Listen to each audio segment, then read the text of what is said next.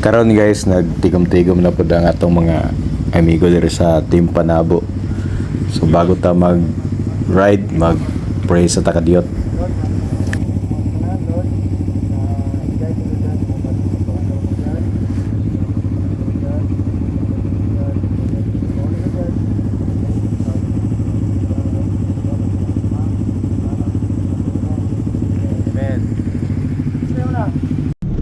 After na to mag-pray, wala na ta magpa-tumpik-tumpik pa. May biyahe na ta dayon.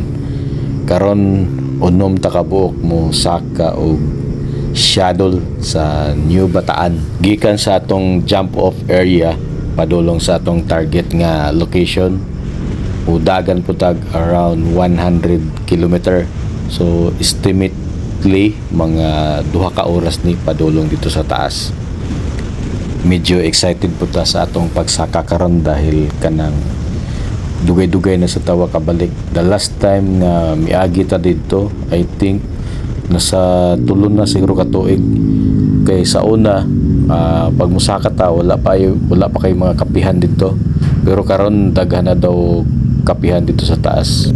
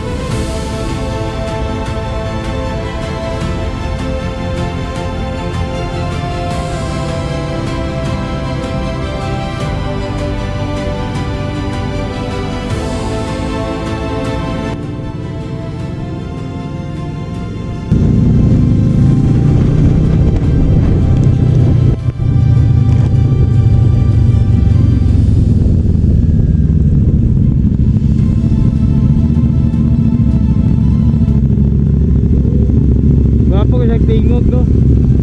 Isog kay tingog ba? Ha? Isog kay tingog. Lagi dako tingog. Harley. Wala ko break sa likod guys. Ano sa? Karon oh ba? Wala. Gandihan na dito. Patay kayo. Isa ka pagod sa motor. Michika lang tayo ng bahagya kay Jasper dahil ganda ng tunog nung Safe Moto 800 MT niya. Parang naka Harley ba? Iba talaga pagka crossplane yung makina. Napaka brusko.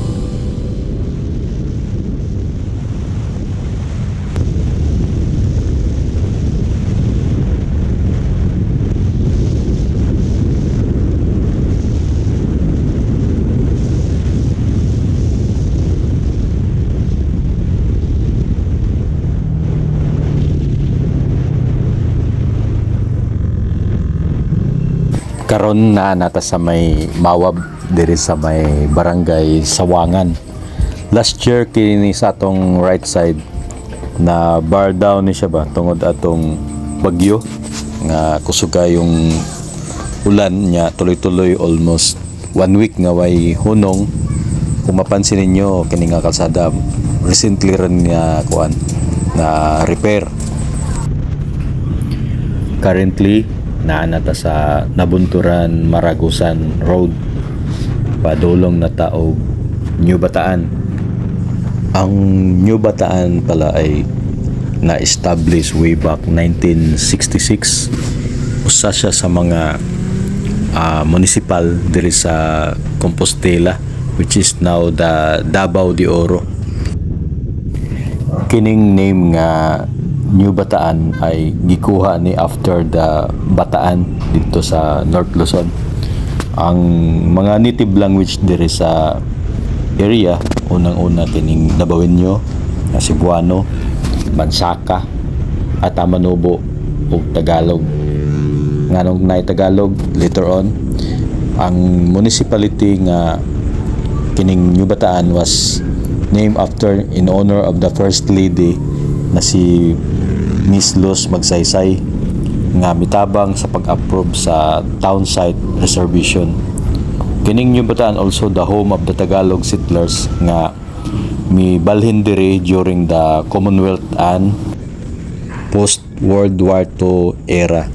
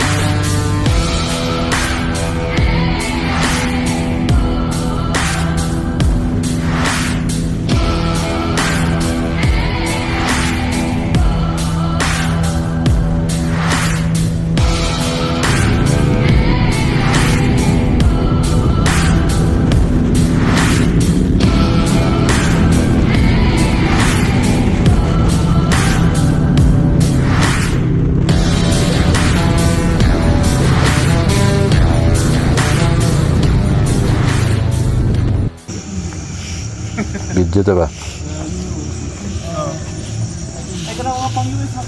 Ngalagan. Mura nag-aswat og bisikleta. Gani raw, yan na raw.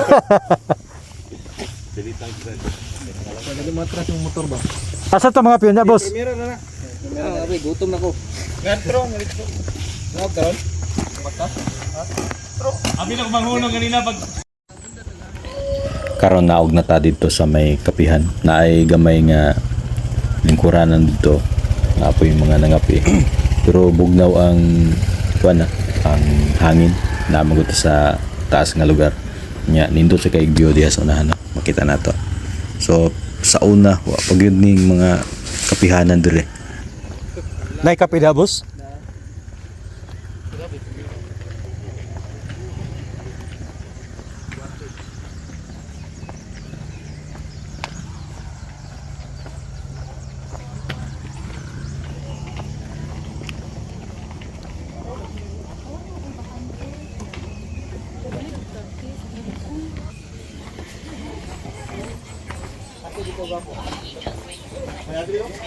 Dari kayo overlooking, boss.